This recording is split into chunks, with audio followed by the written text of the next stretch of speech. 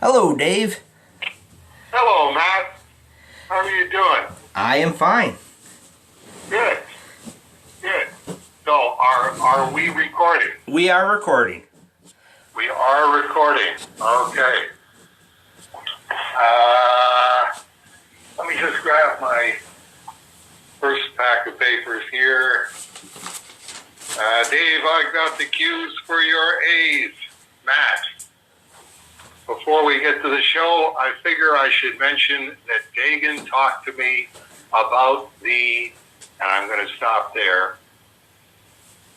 And then I've already had a phone conversation with both him and we'll call him Citizen K. And they both asked me to keep it quiet until they're ready to make an announcement. So if it comes up, I'm going to have to cut it from broadcast and save it for later. Just an FYI. So, if I say, and I'm going to leave a space here so that this will be an easy editing job for you. If I say space, that's not allowed? I've discovered it's getting easier and easier to cut stuff as I assemble the podcast and as I assemble the videos. So yeah, I can trim anything at this point. I'm actually learning how to do this after 3 years? Well, you're still ahead of me. I still don't know how to edit stuff on the video camera. And I'm sure there's any number of ways to edit stuff on the video camera. But I just got as far as dub, and that was it.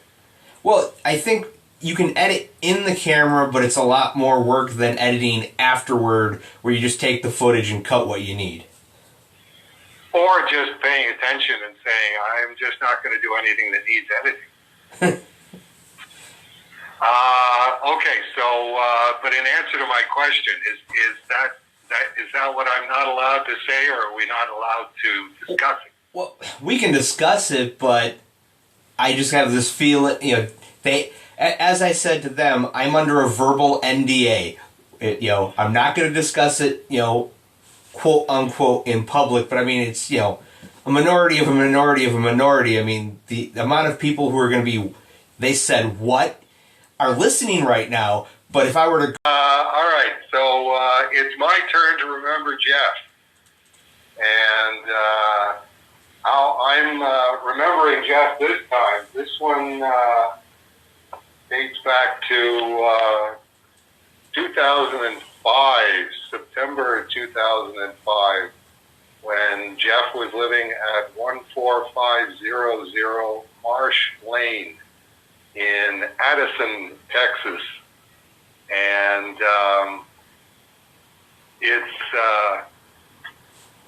this is one of those. I think we can both agree that Jeff could be a real nuisance. Jeff could be a real pain in the behind, almost effortlessly. And this is one of the examples of that, where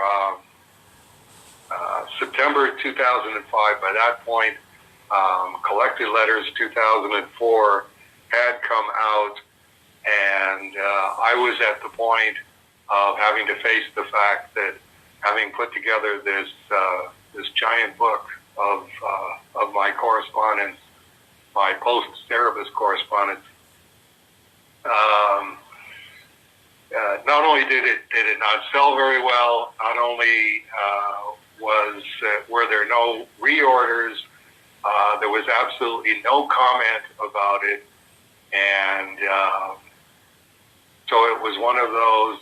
I thought I was doing something really, really cool, and the consensus was, no, not only wasn't this really, really cool, this was really, really stupid and really, really expensive, and nobody's interested. Which is why it's interesting that guys like Mike Sewell are now totally jazzed about Collected Letters 2004.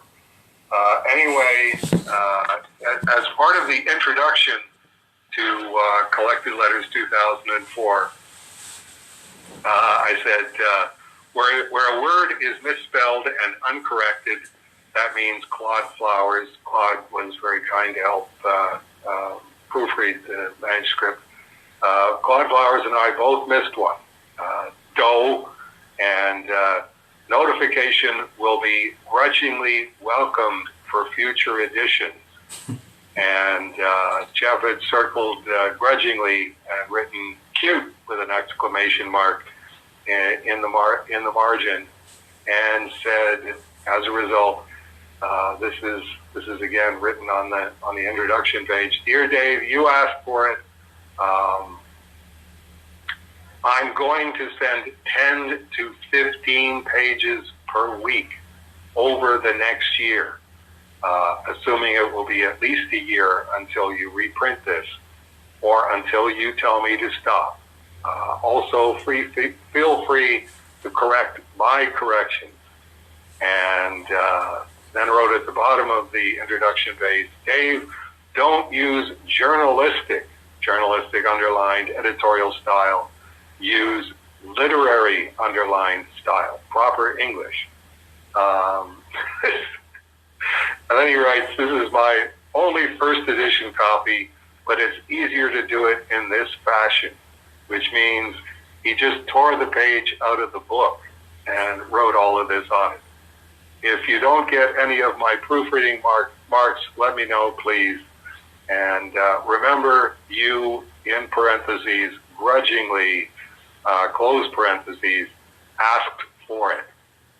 So that's what I got. I got the first, like I say, after all of this deafening silence about my giant pile of work that I had done, I got the first 15 pages of my own book torn out and written all over by Jeff Seiler, correcting my letters. And it's like, well, I'm pretty sure, since I only got the first 15 pages, that I wrote to him, I said, Collected Letters doesn't work like that. These are my letters. When I'm writing letters, I'm neither thinking in terms of journalistic style or literary style. I'm just writing a letter to somebody, and this is what my letters read like. By contrast, I got a letter from Fabio, who was one of the people that I wrote to, who lives in Italy, and he had what I had intended, 3 or 4 corrections. I had misspelled Martin Scorsese as an example. So it's a matter of, well, that's not how you spell Martin Scorsese, so that one should have been corrected. But Jeff Seiler had just decided, we're going to rewrite all of your letters in Collected Letters 2004, so that they conform to what I consider proper literary style. And only Jeff Seiler could do something like that. It's one of those things that definitely gave me a sense at many junctures that this was one of the reasons that God put Jeff Seiler on the earth, was to come up with stuff like this, just to irritate Dave Sim. So there's my Jeff Seiler story, and that's just the introduction. So when it's my turn the next couple of times, I will be letting people know exactly what Jeff thought my collectors should have read like 17 years ago. So there you go. An interesting postscript to that story is I was out at a comic book shop that wasn't my local shop, and I saw Collected Letters, and I hadn't gotten it at my shop. And this is back in the early 2000s when I was practically living at the store. And right. I met Paul at this point, but I was still going almost weekly and picking up my file. And it wasn't there, and I ran across a copy, so I bought it. And then the next week, it was in my file. So I had 2 copies of collected letters. Okay. And obviously, you know, at the time, I was wondering, well, I really don't need one, and we were all getting together for the Ye Books of Service in Olean, and Lenny Cooper, one of the moderators of the Yahoo group, had let it slip that he had skipped buying it because he didn't see the point. And I'm like, we'll give Lenny my second copy, and everyone that's there that has a letter will sign the book and give it to him, and then he has to keep it because it's signed by all of us. And as I was having Jeff sign it, he's like, you know, I took my copy and started ripping the pages out and sending corrections to Dave, so I don't have a complete copy anymore. And I'm like, well, if you had mentioned this a few months ago, we would be signing it to you, Jeff. And his reaction he kind of looked at me like, well, you know, I mean, now I don't have one. And I'm going, well, we're giving this to Lenny. Like, literally right now, you're going to finish signing it. We're going to hand it to Lenny and go, here you go, Lenny. Right. And, you know, it's one of those things that my wounded pride at the time, that this was the only reaction that I had gotten to collected letters was, come on, the guy bought a $35 book and is now tearing it apart to try and improve it, which is, you know, certainly a noble thing for him to do. The least you can do, since you're sitting on however many copies I still had by September 2005 of the original 5,000 copy print run, probably 4,980. Now that's an exaggeration, but I still had a bunch of them. Why don't you send a free copy to Jeff and personalize it to him? And it's like, that was always part of the Jeff Seiler experience as well. Was this is a test. There's the God-approved way of reacting to Jeff here, and there's the automatic human reaction, and this is the other reason that Jeff Seiler has been put on the earth and put into your life, is to make sure that the situation is always going to leave you right on the 50-yard line, and you're really going to have to pay attention to make sure that you're doing the right thing here. And in that case, I didn't do the right thing. I just wrote to Jeff and told him in no uncertain terms what the intention of my grudgingly was in the introduction. Well, I had no idea that there was another part of that story, so thank you. This is another reason that we have to keep remembering Jeff, so we can start piecing all of this stuff together.